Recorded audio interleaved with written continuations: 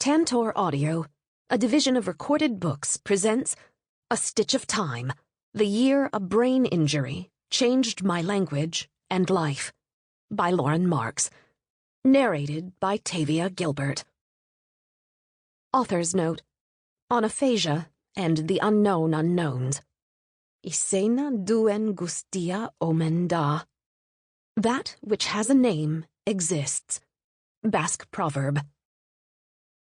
Aphasia is something you never see coming. You're born, and as you grow and develop, you acquire words and language skills that partially make you the person you are. But maybe one day, in the span of a single second, you lose it all. The world of words, from poems to prayers, from stories to songs, can suddenly be rendered strange. Though 1 out of every 250 people is affected by aphasia, the term is not widely known among the general public. I personally knew very little about this condition until I was 27 years old, when an aneurysm ruptured in my brain. Aphasia can be brought on by all sorts of things, from bike accidents to gunshot wounds, but the most common is a stroke. This was how this disorder made its unanticipated entrance into my own life. I suffered a hemorrhagic stroke, a flood in the brain. The path of its damage left its traces in my cells and tissues, which dramatically affected my abilities to speak, read, and write. Language is wrapped up with our current and remembered sense of identity. We assign certain words to an experience, and some of them become part of our telling and retelling of the event, the script of our lives. But what happens when someone can't access the most intimate and natural parts of their language anymore? When a linguistic template is taken away, the balance of these interactions is bound to change in unexpected ways. Banter between lovers fails to ignite. Inside jokes among friends are observed purely from the outside. The way family members interest, persuade, and comfort one another can all shift.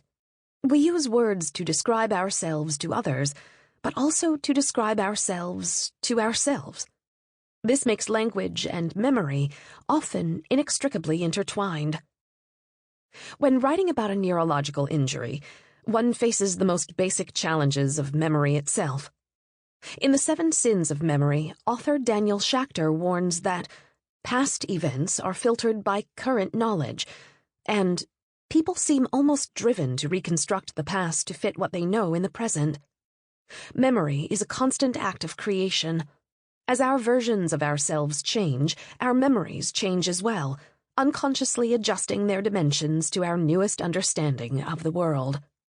It is hindsight that provides the illusion of unity in our lives, and hindsight is capable of the most astonishing cognitive trick we possess, transforming the impossible into the inevitable. Your brain is the organ of perception, so when your brain is damaged, there is a chance that your perceptions are damaged too. After my aneurysm ruptured, I lost the ability to use words effectively, though I wasn't fully aware of that fact at the time. As strange as it may sound, I could understand the spoken language around me, but I often couldn't hear how much my own speech was affected. And it wasn't only my external language. My inner voice was almost mute too, which meant I couldn't always ask myself questions or sort through my own thoughts. I am aware that this peculiar type of dissonance bleeds into my recollections, especially in one particular way. I often sound better in my memories than I actually was. I started keeping a journal in the hospital soon after the brain injury. It began as a way to interact with others as I rebuilt my fundamental language skills, but it also became a record of my recovery. Throughout this book, I include journal entries I wrote in the year following the ruptured aneurysm. There were almost no audio or video recordings made of me in my acute stages, so this is likely the closest thing I have to capture my aphasic voice. Over the span of 12 months, what appeared on the page changed substantially, a portrait of a mind in reconstruction. In the throes of my recovery, many of my thought patterns felt unfamiliar to me, and since I had been informed early on that I was living with a language disorder, I suspected language was somehow related to this altered cognition. In the years following my injury, And as my ability to read improved, I slowly sought out models about how language and thought intersect, anything that felt especially relevant to my case. I take a multidisciplinary approach in this book. I include a range of resources, from medical to academic, therapeutic to linguistic, and, of course, anything that came from my own personal experience.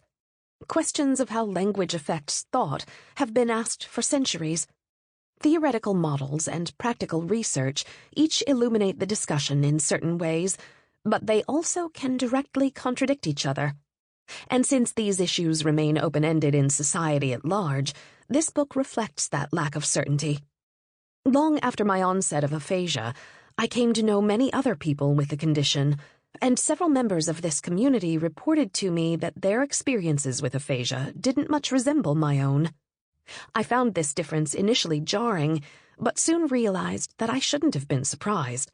Language is not one size fits all.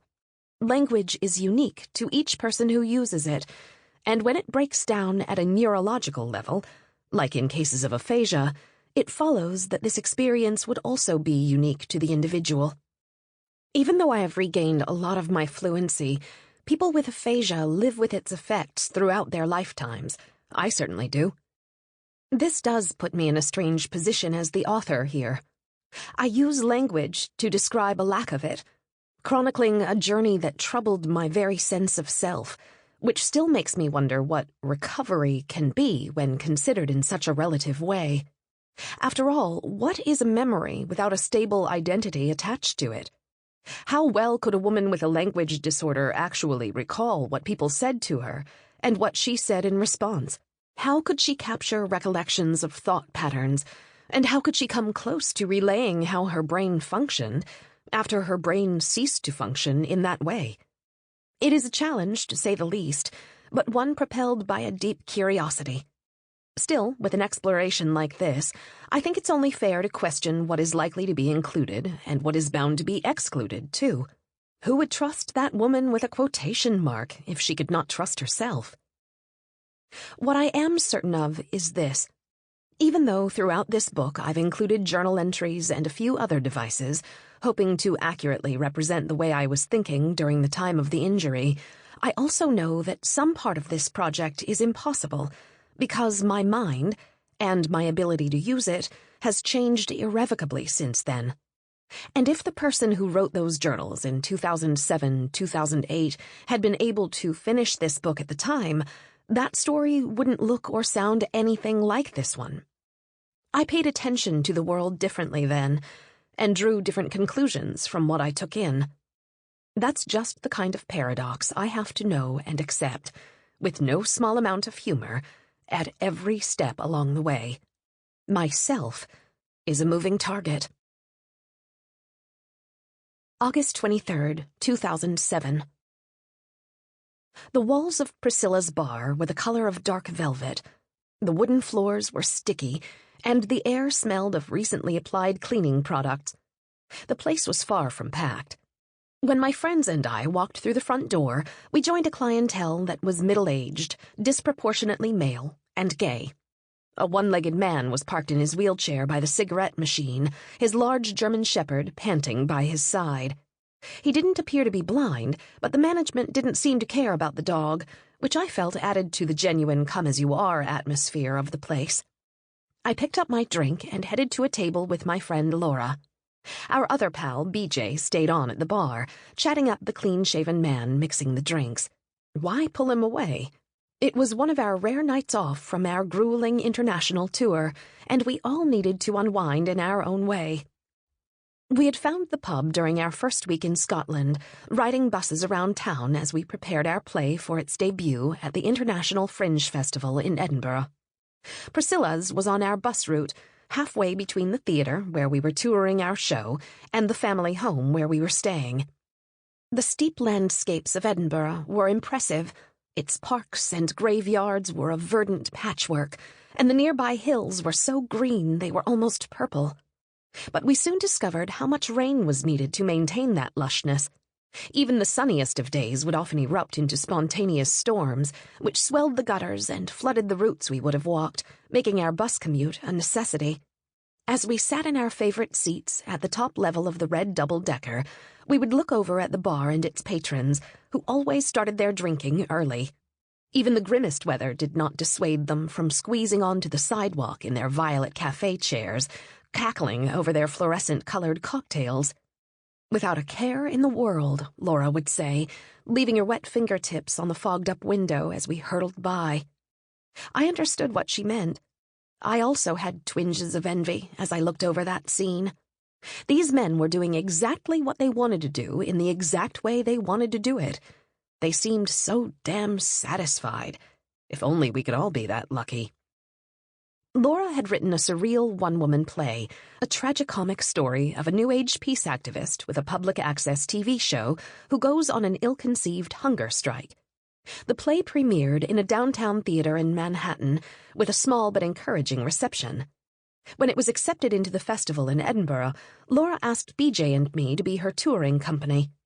Although we had trained as actors side by side at New York University a decade earlier, we had gathered plenty of experience in the technical and design aspects of theater as well. And we knew we could travel together because we had shared an apartment for a few years. BJ and I accepted Laura's offer without any hesitation, in part because we were happy to help, but mostly because we were looking forward to reliving our days as bunkmates and drinking buddies. But our excitement for our international adventure died down soon after our arrival. The Royal Mile, the main artery of town, was super-saturated with more than 3,000 productions, and the city was teeming with bodies, creating a scene that was part Brazilian carnival, part high school pep rally, part mosh pit. As we tried to navigate it all on our first day, I worried about what I had gotten myself into. Though BJ and I knew people who had successfully brought their productions to the Fringe, we hadn't thought to consult with them or get their advice. Between the two of us, we were responsible for everything from costumes and lighting to sets and promotion. Our lack of organization showed. The second day of the festival didn't improve the situation. After we registered with the Fringe coordinators, we were directed to a back alley, under a bridge, past a dumpster and a porta-potty, to a space that looked half-abandoned. That was our venue. There had been too many people and too much action on the mile, but there was definitely not enough of either here. Our new theater wasn't even a theater, but a temporarily repurposed church basement referred to as the Vault. We were exhausted not only by the demands of our touring schedule, but by the mayhem of the festival in this city we barely knew. When we finally got around to visiting Priscilla's in person, it was a Thursday night, near the end of our tour. It hadn't been the easiest couple of weeks. The number of plays in the festival outstripped the demand from the local audience, so the turnout for most shows was poor. We were finding it impossible to fill our seats, and one night Laura had to cancel a show entirely because not a single person showed up. All we wanted to do was escape the bleakness of our trip, to disappear for a while, and Priscilla's served this purpose well. On the outskirts of the city, the bar was half empty, and the ubiquitous Fringe guides that were scattered around most of the cafes and pubs around town were noticeably absent on these unwiped tables. Two tipsy young men were using a column for some amateur pole dancing, though the larger group wasn't paying much attention. A disco ball rotated clunkily overhead, its reflective mosaic lighting up the cracked plaster on the dark walls. Music was emanating from a stage at the back. As we found seats at a table, a graying man, sturdy as a dock worker, crooned a surprisingly tender karaoke rendition of Sweet Caroline into the microphone. "Look sharp, ladies," BJ said as he joined us. He had a drink in one hand and a 3-ring binder in the other. "That's your competition up there." "What do you mean?" I asked. My exhaustion turned to suspicion when I saw the sly grin on BJ's face. "What did you do?" "Nothing," he said. "Nothing bad, anyway. I just signed you and Laura up for the big karaoke contest tonight." He slid the folder of songs across the table and beamed at us. "Come on, Beej," I groaned. "I don't want to be stuck in here all night." "Lauren, I know this festival has been more like a stress-tival until now, but need I remind you of the extensive performance training shared among the three of us? Are you honestly saying you don't think that you and Laura can take the title of the best karaoke duet of the night? Or is there another bee in your bonnet? He shimmied up next to me. Because you know what I think? I think you're just upset you can't get your flirt on here.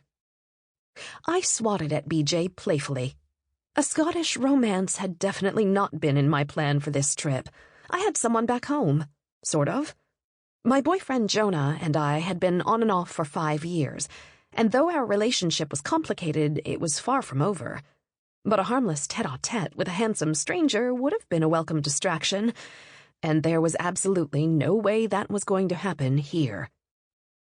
"Come on, Lauren," BJ said. "Please."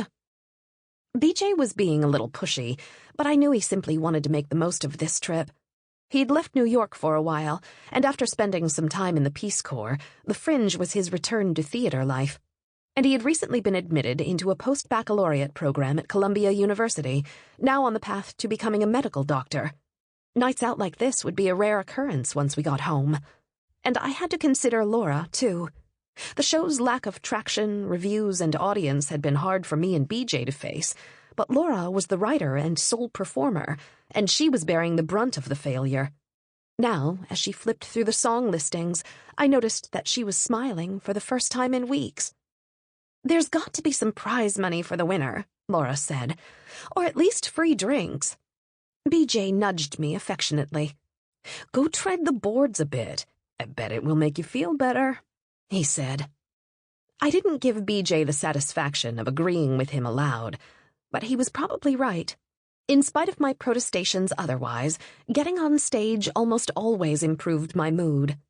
Raised by 2 former actors in Los Angeles, I had been performing before I had gotten out of diapers. Even if I was tired, even if it was a silly duet in a sparsely populated dive bar, this kind of self-expression both enlivened and relaxed me. Laura had been hoping to come to Priscilla's since she first laid eyes on it, and I was already talking about leaving. That was just bad form. Of course I would stay a little longer. If I still wanted to explore the town later, I could sneak away afterward. I would set out on my own. "Well?" BJ asked me. I stuck my tongue out at him, but then I let him choose our song. When the bartender MC called out our names, BJ quickly set the video function on his camera to record, and Laura and I climbed on stage. The synthesized track queued up to Total Eclipse of the Heart. We put our arms around each other's shoulders as the white lyrics on the screen turned to yellow, and we started the song. I don't remember when I stopped singing. I don't remember the fall. It was a slap that roused me. I wasn't awake yet, not really, because even then my eyelids refused to open. Was that a slap across my face? Even in that drowsy haze, I knew that the world of bodies had changed. Fingertips, skin, groin, all had a new, viscous life. Everything was in the wrong place. I was certain it was a dream. It could only be a dream, and I wished my mother would wake me up. Then another slap. As my eyes began to focus, it wasn't my mother I saw hovering above me, but a man identifying himself as a medic. He became broader and blurrier as I was lifted from the bar floor. He was talking to me, but I couldn't understand him exactly. My ears weren't on right. It felt important to let him know that I wasn't drunk. But my mouth wasn't on right either. My gaze narrowed for a moment, down toward my legs. One foot was still strapped into my high black heels, but the other foot was wriggling and naked, and then everything in my field of vision started to wobble toward darkness. Voices I didn't know and hands I didn't recognize slid me onto a stretcher. An ambulance door slammed shut. I vomited into a canister someone handed to me, and the warping howl of a Scottish siren began to echo between my ears. I was out of breath and my eyes were tearing. I felt something like panic, and then not. I felt something like pain, and then not. I started to drown. Part 1. The Quiet. Aphasia, the loss of language following brain injury, is devastating, And in severe cases, family members may feel that the whole person is lost forever. Steven Pinker, The Language Instinct. 1. In my memories of the Scottish hospital, the sky is always blue, though I know that can't be completely accurate. Summer was waning, and as my friends and I had already experienced, Edinburgh was prone to unpredictable storms. Yet I can't think of a single moment of rain in the 2 weeks I lay in bed. My morphine-soaked haze only allowed glimpses and fragments, the bracing air coming in from an open window, the rough comfort of my mother's fingers wiping my fever-moist brow, my father's tears. All of that must have been confusing to me, but when I think of this time, I remember more clarity than confusion. I remember the quiet. This was not a quiet I had known before. It was a placid current, a presence more than an absence. Everything I saw or touched or heard pulsed with a marvelous sense of order. I had a nothing mind, a flotsam mind. I was incredibly focused on the present, with very little awareness or interest in my past or future. My entire environment felt interconnected, like cells in a large, breathing organism. To experience this quiet was to be it. However, this sense of serenity was not shared by those around me. After the medics had taken me away in an ambulance, Laura and BJ had called my parents in the U.S. It was the middle of the night in Edinburgh, but early evening in Los Angeles, and no one was overly worried about my fall from the stage, since it appeared I was suffering from a simple concussion. That all changed 2 hours after my hospital admission, when the results of my CT scan showed the actual crisis unfolding. An aneurysm had ruptured in my brain, and the hemorrhage was spreading. A neuroradiologist explained to my parents how precarious my situation was, how often people died the instant an aneurysm ruptured, and even after treatment, only slightly more than half of these patients actually survived the next few days. With every second being critical, the doctor was preparing for an emergency operation. But my now horrified parents were stranded in California. Their passports were in their safety deposit box, and the bank branch was closed for the night. My parents rattled on the windows of the bank the next morning, successfully convincing them to open early for them because there was no time to waste. My procedure was well underway when my parents boarded their flight the next morning, leaving my brother and grandmother behind at the house. The operation was already over when they got to Edinburgh. My parents and friends came together, relieved that I had survived the operation, but living with a keen awareness of how perilous my situation still was. It took a few days for me to wake up fully under the influence of a combination of swollen brain tissue and heavy sedation. However, when I was more alert, the quiet I found myself experiencing was much more interesting than my medical state. I had woken up to a new world, hushed and full of curiosities. One of these moments of marvel took place during a move between the critical unit and the recovery ward. I was being transported in a mirrored elevator, and although there were no bandages on my face and my vision was clear, it was almost impossible for me to recognize my own reflection. Yet somehow this didn't disturb me. In fact, it made remarkable sense because I was quickly realizing that my reflection was not the only thing that was different. Transformation felt abundant. Once fixed concepts, like wall and window, weren't as easy to identify anymore, and the differences between he and she and I and it were becoming indistinguishable. I knew my parents were my parents and my friends were my friends, but I felt less like myself and more like everything around me. I was wheeled to a bed by a westerly-facing window with 3 other women in the room. My suitemates were often in discussion with one another.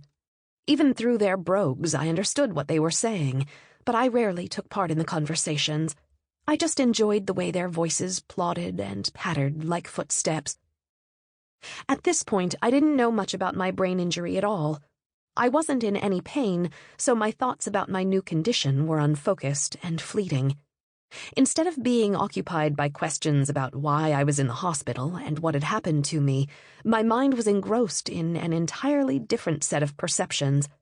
The smallest of activities would enthrall me. Dressing myself, I was awed by the orbital distance between cloth and flesh. Brushing my teeth, I was enchanted by the stiffness of the bristles and the sponginess of my gums. I also spent an inordinate amount of time looking out the window. My view was mainly of the hospital's rooftop, with its gray and untextured panels, though I developed a lot of interest in a nearby tree. I could only make out the tops of the branches, but I'd watch this section of needles and boughs intently, fascinated by how the slightest wind would change the shape entirely.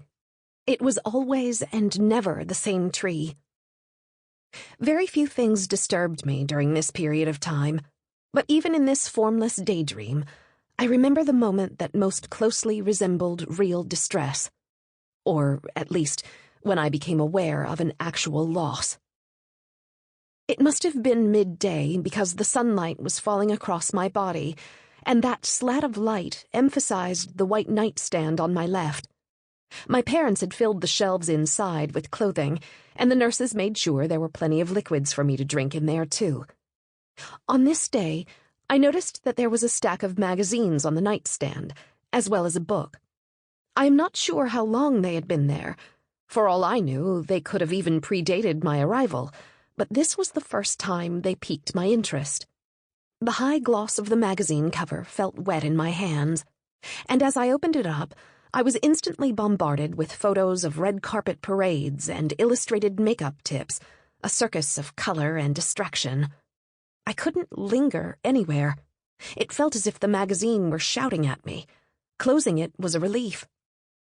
I turned to the book. It was a novel by Agatha Christie, something I had probably read many years earlier. I opened chapter 1 and flipped slowly and evenly through the first few pages, a motion that seemed to come naturally to me. But on the third page, I stopped. I returned to the first page and started again, slower this time, much slower. My eyes focused and refocused in the bright sunlight, but I continued to only see the black blocked shapes where words used to be. Thinking about it now, I don't know how I could be so certain that it was an Agatha Christie novel, especially since this was the very moment I became aware I couldn't read anymore.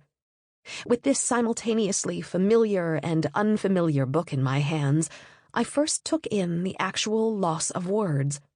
For my entire life, language had been at the forefront of every personal or professional achievement, and very few things had brought me as much joy and purpose. If I had ever been warned that I might be robbed of my ability to read, even for a limited amount of time, it would have been a devastation too cruel to bear. Or so I would have thought. But a day did come when I couldn't read the book in front of me, when paragraphs appeared to be nothing more than senseless jumbles, and the way I actually processed this massive loss was surprisingly mild. The knowledge of the failure was jarring without a doubt, but was there any misery or angst? No. My reaction was much less sharp. A vague sense of disappointment swept through me, but then my inability to use words in this way just felt like transient information. Now that the ability was gone, I could no longer think of how or why it should have any influence on my life whatsoever. It's shocking to reflect on that moment and think about how the loss of something so crucial washed past me with such a vague wisp of emotion. But I was living so deeply in the present, and in the comfort of the quiet, I couldn't fully realize how my sense of identity had shifted. It would be several weeks before I detected how much of myself had gone missing, and how hard I'd have to fight to regain it. However, the unpleasant sensations that came with holding that book drifted away as soon as I closed it. And with no effort at all, my attention settled back on the impossible blue sky. 2. A few days after the surgery and a battery of tests, Dr. Rustam al-Shahi Salman, the consultant neurologist overseeing my case, made my parents aware of the short and long-term issues at hand. Dr. Salman was slim and soft-spoken, his gestures and words thoughtful, and he was never rushed, a demeanor that fit nicely in the quiet I now inhabited. He was also probably the first person who used the word aphasia with my family. However, he explained it in much more detail. Sample complete. Ready to continue?